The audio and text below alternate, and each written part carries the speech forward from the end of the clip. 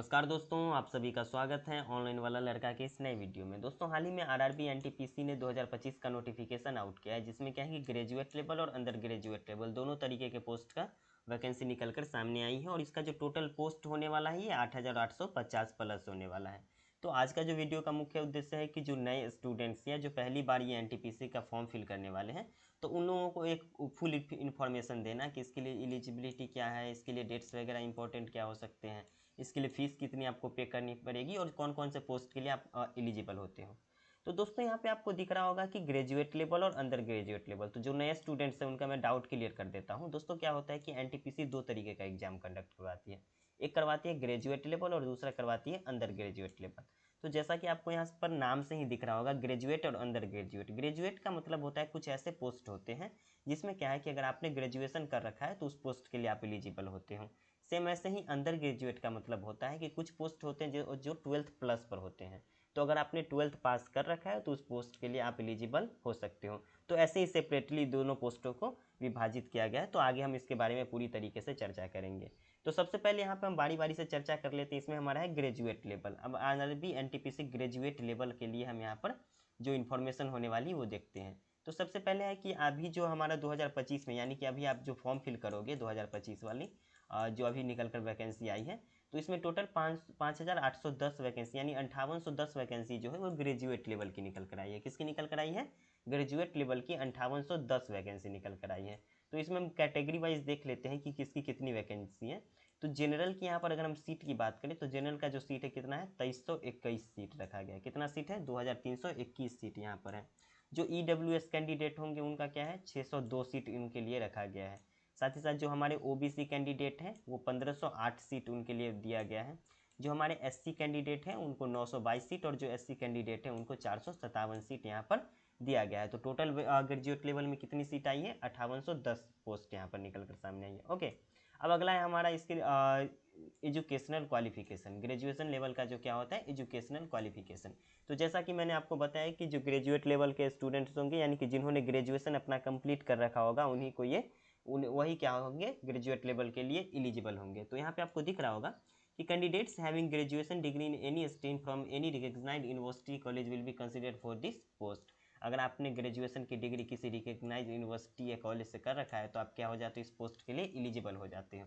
इसके लिए हमारे पास एक और एक्स्ट्रा ये क्वालिफिकेशन होनी चाहिए, जिसमें क्या है कि typing proficiency in English, Hindi और कंप्यूटर इज इसेंशियल। आपके पास क्या होनी चाहिए?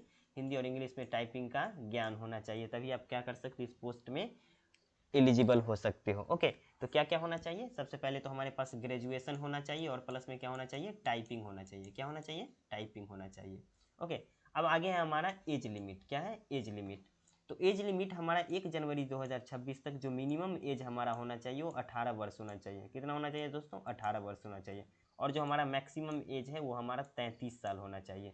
तो मिनिमम एज हमारा कितना होना चाहिए? 18 साल, और मैक्सिमम जो एज है हमारा वो क्या होना चाहिए? 33 साल होना चाहिए।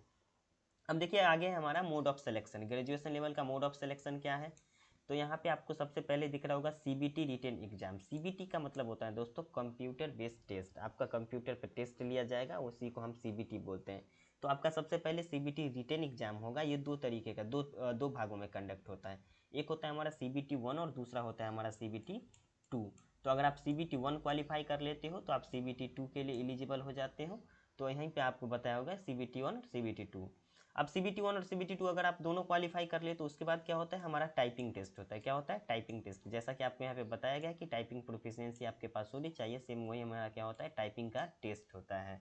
तो आप टाइपिंग टेस्ट भी अगर आपने कंप्लीट कर लिया उसके बाद क्या होगा? उसके बाद आपका डॉक्यूमेंट वेरिफिकेशन होगा। डॉक्यूमेंट वेरिफिकेशन का आपका क्या होगा? जो एसेंशियल मेडिकल एग्जाम यानी कि मेडिकल जो भी होता है वो आपका मेडिकल होगा। तो क्या क्या होगा? मोड ऑफ सिलेक्शन क्या है? सबसे पहले तो हमारा सीबीटी एग्जाम होगा, फिर हमारा टाइपिंग होगा, फिर हमारा डीवी होगा और फिर हमारा मेडिकल होगा। ओके, तो आप लोगों को यहाँ पर समझ आ गया होगा कि हमारा एजुकेशनल क्वालिफिकेशन क्या होनी चाहिए, हमारे लिए एज लिमिट क्या होनी चाहिए और हमारा जो सिलेक्शन का प्रक्रिया है वो क्या है। आगे हैं दोस्तों, देखिए 2025 में अभी जो वैकेंसी निकल कर आई है उसमें कौन कौन से पोस्ट होने वाला है और कौन कौन सा कितना पोस्ट है। तो सबसे पहले है पहला है हमारा चीफ कमर्शियल कम टिकट सुपरवाइजर। ये पहला पोस्ट है और इसका जो टोटल पोस्ट है कितना है? 161 है। अब ये पोस्ट कौन सा होता है थोड़ा मैं आपको बता देता हूँ। चीफ कमर्शियल कम टिकट सुपरवाइजर का जो मतलब होता है, यानी जो पोस्ट का जो होता है, इसमें क्या होता है कि जो भी आपके अंदर जो भी 4-5 टीटी होंगे ना, वो आपको दे दिए होंगे और आप उनको क्या करेंगे, हैंडल करेंगे एज अ टीम लीडर, यानी कि आप जस्ट सुपरवाइजर बनकर उनको क्या करेंगे, हैंडल करेंगे। दूसरा हमारा पोस्ट है स्टेशन मास्टर। इसके बारे में आप लोग आज अच्छी तरीके से जानते होंगे कि स्टेशन वैल्यू मास्टर का क्या वैल्यू है और उनका पावर क्या है। तो इसका जो टोटल पोस्ट है 615 पोस्ट है। ओके, नेक्स्ट है हमारा गुड्स ट्रेन मैनेजर। गुड्स का मतलब होता है मालगाड़ी। क्या होता है? गुड्स ट्रेन का मतलब होता है मालगाड़ी। आपने देखा होगा कि मालगाड़ी जो मालवाहक गाड़ी होती है उसको मालगाड़ी कहते हैं।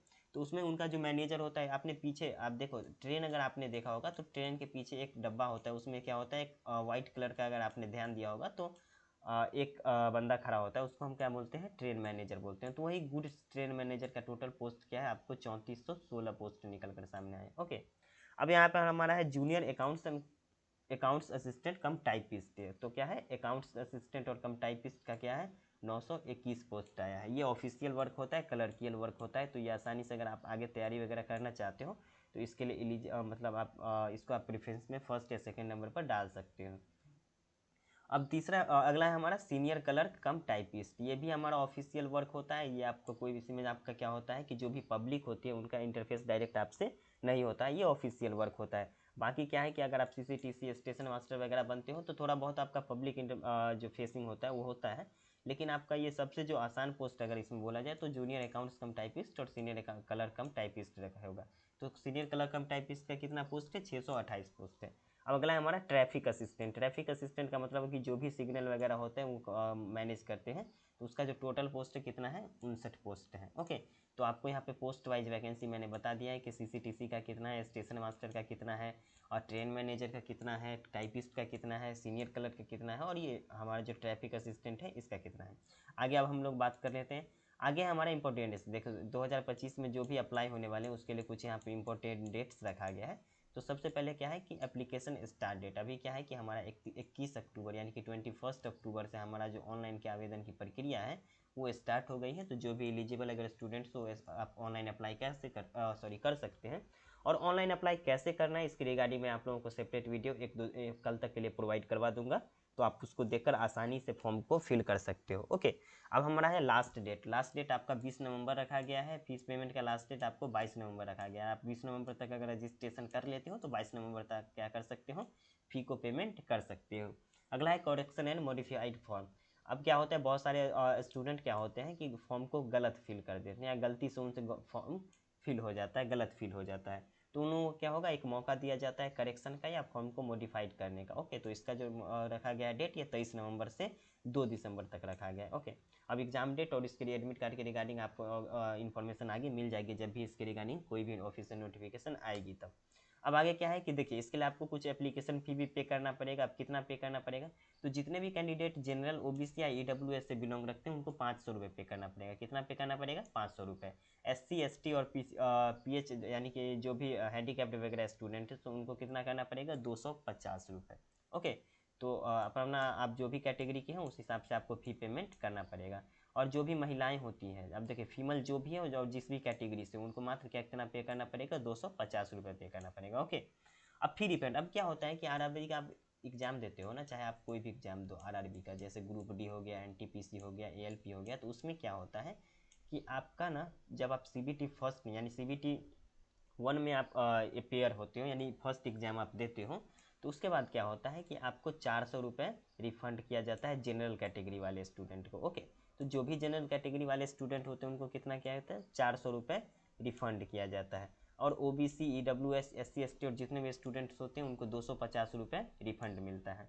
अब ऑल कैटेगरी जो फीमेल होती है उनको भी कितना होता है, 250 रुपये का रिफंड दिया जाता है। तो पहले तो क्या होता है कि जब भी आप ऑनलाइन एप्लीकेशन करते हो तो आपसे फीस लिया जाता है, लेकिन जब आप CBT फर्स्ट का एग्जाम क्लियर होते हो यानी पास नहीं होते हो आप, मतलब एग्जाम में बैठते हो, आपकी अटेंडेंस बन जाती है, तो उसके बाद क्या हो जाता है, आपको कुछ रिफंड दिया जाता है। ओके, नेक्स्ट है हमारा टोटल पोस्ट। अब देखिए यहाँ पे आपको दिख रहा होगा RRB NTPC 10+2 इंटर लेवल, अब जिसको हम लोग अंडर ग्रेजुएट लेवल भी बोलते हैं। ओके, यहाँ पे अंडर ग्रेजुएट का यहाँ पे मिस हो गया है तो इसको आप इग्नोर कीजिएगा।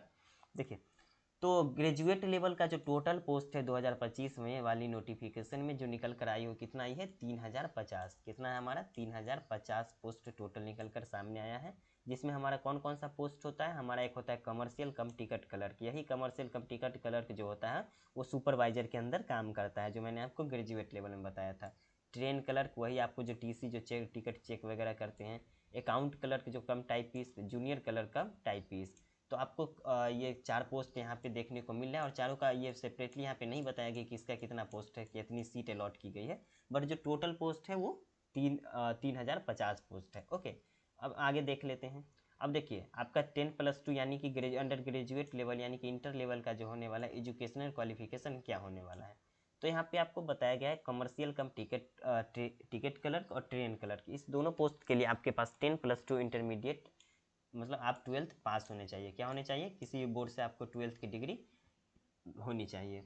उसके बाद आप जनरल ओबीसी और ईडब्ल्यूएस से बिलोंग करते हैं तो आपके पास 50% का मिनिमम मार्क्स होना चाहिए। और एससी एसटी और पीएच जो स्टूडेंट्स हैं उनको खाली पास होना चाहिए। बाकी अगर आप इस कैटेगरी से बिलोंग करते हो तो आपको 50% मार्क्स होना चाहिए।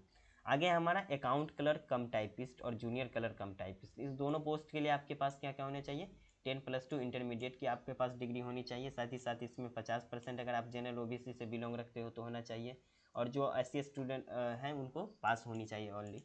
और इसके साथ साथ जो इसेंशियल क्वालिफिकेशन रखा गया आपके लिए कि क्या है कि कंप्यूटर टाइपिंग इंग्लिश 30 वर्ड और हिंदी 25 वर्ड पर मिनट। आपको क्या होना चाहिए कि आपके इंटरमीडिएट के साथ साथ इंग्लिश में 30 वर्ड पर मिनट और हिंदी में 25 वर्ड पर मिनट की टाइपिंग स्पीड होनी चाहिए, तब क्या होगी इस पोस्ट के लिए आप एलिजिबल हो जाते हो। ओके, अब एज लिमिट कितनी होनी चाहिए, इसके लिए भी जो मिनिमम एज लिमिट होनी चाहिए वो 18 ईयर्स होनी चाहिए, और जो मैक्सिमम एज लिमिट होनी चाहिए वो हमारी कितनी होनी चाहिए 33 साल होनी चाहिए। ओके, इसमें आपको एज रिलैक्सेशन भी आपकी कैटेगरी के हिसाब से मिलता है, तो थोड़ा अगर आप 1-2 साल बड़े भी है तो आपको इसमें एज रिलैक्सेशन मिल जाएगा, उसके लिए आप अप्लाई कर सकते हो। ओके, अब देखिए इसके लिए कौन सा मोड ऑफ सिलेक्शन है। अब देखिए जैसे हम लोगों ने ग्रेजुएट लेवल में मोड ऑफ सिलेक्शन देखा था, सेम इसी तरीके से हमारा जो इंटर लेवल उसमें भी मोड ऑफ सिलेक्शन क्या है कि आपका सीबीटी एग्जाम होगा, जिसमें सीबीटी फर्स्ट और सीबीटी 2 दोनों होगा, यानी कि सीबीटी फर्स्ट और सेकंड दोनों होगा। इसमें आपका टाइपिंग टेस्ट इसमें भी होगा, डॉक्यूमेंट वेरिफिकेशन होगा और उसके बाद मेडिकल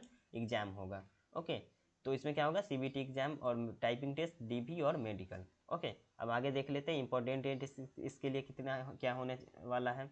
तो सबसे पहले हमारा जो एप्लीकेशन स्टार्ट डेट है वो 28 अक्टूबर, अभी अप्लाई स्टार्ट नहीं हुआ है तो ये 28 अक्टूबर से स्टार्ट होगा। ओके, और लास्ट डेट कितना है 27 नवंबर, 27 नवंबर तक लास्ट डेट रखा गया है। फी में पेमेंट का जो लास्ट डेट है वो 27 नवंबर तक ही रखा गया है, और जो करेक्शन मॉडिफिकेशन का जो डेट है अभी इसके लिए नोटिफाई नहीं हुआ है, जब भी आएगा तो आपको बता दिया जाएगा। अब इसके लिए फ़ी एप्लीकेशन फ़ी कितनी होनी है, देखिए रेलवे में ये भी चाहे आप ग्रेजुएट लेवल के लिए फॉर्म फिल कर रहे हो या अंडर ग्रेजुएट लेवल के लिए फॉर्म फिल कर रहे हो, आपका जो एप्लीकेशन फ़ी है सेम होने वाली जो आपने ग्रेजुएट लेवल में देखा था। तो यहाँ से आप देख सकते हो जनरल ओबीसी के लिए 500 रुपये, SC ST के लिए 200 रुपये और फीमेल कैटेगरी के लिए 250 रुपये। यहाँ भी सेम है कि आप अगर CBT फर्स्ट एग्जाम में अपियर होते हो तो आपको 400 रुपये जनरल कैटेगरी को वापस किया जाएगा, 250 रुपये OBC EWS को, और जितनी भी महिलाएं थी उनको 250 रुपये वापस से रिफंड किया जाएगा।